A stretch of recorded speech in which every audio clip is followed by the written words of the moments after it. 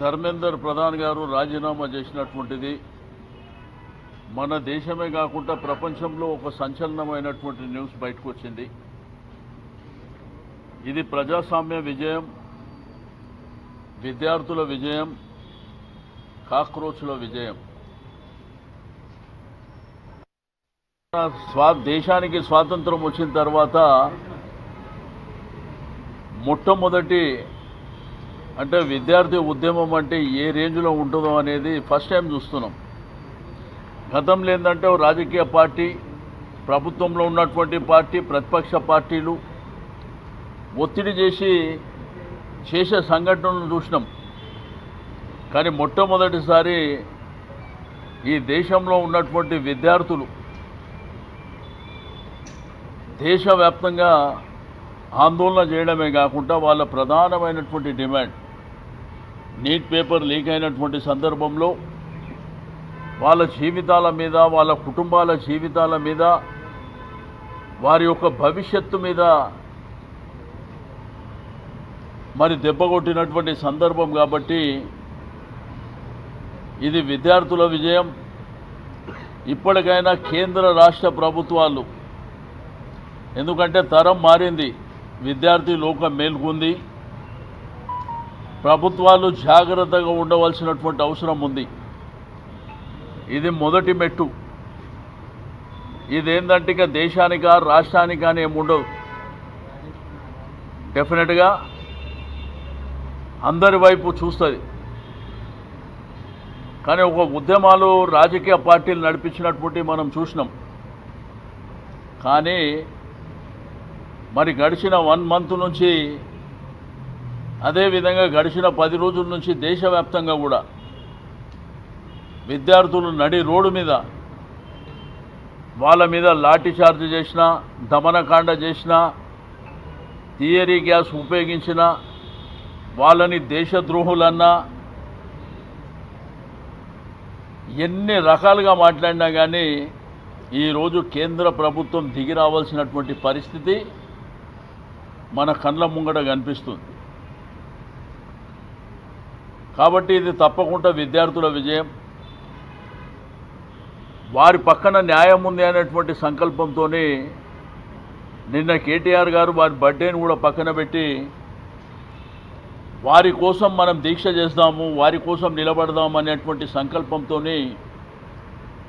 నిన్న ఇందిరా పార్కు దగ్గర మీరు చూస్తే మేము ఆర్గనైజ్ చేసింది తక్కువ, విద్యార్థులు వాలంటరీగా కదిలి వచ్చింది ఎక్కువ. వాళ్ళు మాట్లాడినటువంటి మాటలు కూడా ఆ స్టేజ్ మీద మీరు చూసారు. వారు ఈ దేశ ప్రజాస్వామ్యాన్ని మేము కాపాడిన వాళ్ళం, మేము కూడా ఓటర్, మాకు రైట్ ఉంది, మాకు హక్కు ఉంది, అవసరం అనుకుంటే ప్రభుత్వాలని దింపే హక్కు కూడా మాకు ఉందని చెప్పి వాళ్ళు ధైర్యంగా చెప్పినటువంటి సందర్భాలను కూడా మనం చూసినాం. కాబట్టి ఇప్పటికైనా కానీ ఇది ప్రజాస్వామ్యంలో ప్రభుత్వాలు దీన్ని గుణపాఠంగా తీసుకొని జాగ్రత్తగా మెలగవలసినటువంటి అవసరం ఉన్నది. కానీ దేశం కానీ ప్రపంచం కానీ విద్యార్థులు జోలికి పోయిన వాడు ఎవడు కూడా బతికి బట్టగట్టినటువంటి దాఖలాలు లేవు. అందుకే మేనిఫెస్టోలు రిలీజ్ చేసేటప్పుడు కూడా, హామీలు ఇచ్చేటప్పుడు కూడా ఆచి తూచి చాలా జాగ్రత్తగా ఇవ్వవలసినటువంటి అవసరం ఉంది. ఎందుకంటే అది కూడా ఎజెండా పెట్టుకొని ప్రభుత్వాలను దించేటువంటి సత్తా కూడా ఇదే విద్యార్థులకు ఉంటుంది. కాబట్టి నేను నా రాజకీయ అనుభవంలో చెప్తున్నా, నా 32 ఏళ్ళ రాజకీయ అనుభవంలో ఫస్ట్ టైం చూస్తున్నా, రాజకీయ పార్టీలకు సంబంధం లేకుండా ఒక కాక్రోచ్ పార్టీ అని ఏర్పాటు చేసి ఓన్లీ సోషల్ మీడియా, ఫేస్బుక్ని ఆధారంగా చేసుకొని దేశవ్యాప్తంగా కూడా క్యాంపెయిన్ నడిపేయడం, విద్యార్థులు కూడా పార్లమెంటు జరుగుతున్న మొదటి రోజే ఐబీ, ఇంటెలిజెన్స్ అన్నీ ఫెయిల్యూర్ అయిపోయినాయి. ఎక్కడికైనా ఇన్ని వేల మంది ఢిల్లీ నడివీధుల్లో వచ్చినరో తెలియనటువంటి పరిస్థితి. పార్లమెంటు గేటులు మూసుకునేటువంటి పరిస్థితి ఏర్పడ్డది. అదేవిధంగా ఢిల్లీ మెట్రో గత 5 రోజుల నుంచి బంద్ చేసుకునేటువంటి పరిస్థితి ఏర్పడ్డది. ఢిల్లీకి వచ్చే రహదారులన్నీ దిగ్బంధం చేసి వాళ్ళకు పిల్లలకు ట్రాన్స్పోర్టేషన్ లేకుండా చేసినా కానీ మరి ఇటువంటి ఉద్యమం రౌండ్ ద క్లాక్ నడవడం అనేది సామాన్యమైనటువంటి విషయం కాదు. కొంత నాయకులు ప్రభుత్వం కూడా అతిగా పోయి వీళ్ళు బంగ్లాదేశీయులని, పాకిస్తానీయులని, చైనా వాళ్ళని, లేకపోతే ఎవరో ఫండింగ్ చేస్తున్నారని రకరకాలుగా మాట్లాడితే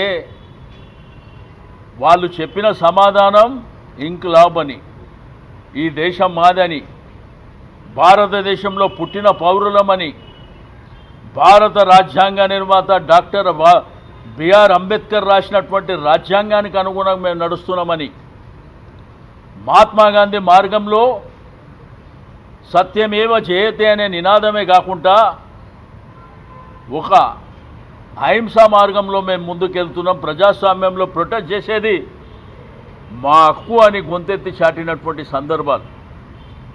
అందుకే ఈ దేశంలో ఉన్నటువంటి సెల్ ఫోన్లలో, ఫేస్బుక్లలో, సోషల్ మీడియాలో ప్రతి ఒక్కరూ షేర్ చేసుకోవడమే కాకుండా నష్టపోయినటువంటి విద్యార్థులే కాకుండా వాళ్ళకు సంఘీభావంగా అందరూ కూడా కలవలసినటువంటి పరిస్థితులు ఏర్పడ్డాయి. లాస్ట్కు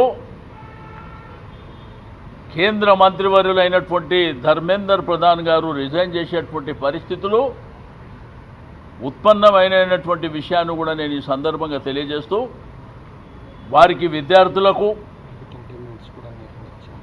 వాళ్ళ డిమాండ్లు, వాళ్ళు ఇటు పరిస్థితుల డిమాండ్లు నెరవేర్చకపోతే వాళ్ళు వదిలిపెట్టే సమస్య లేదు.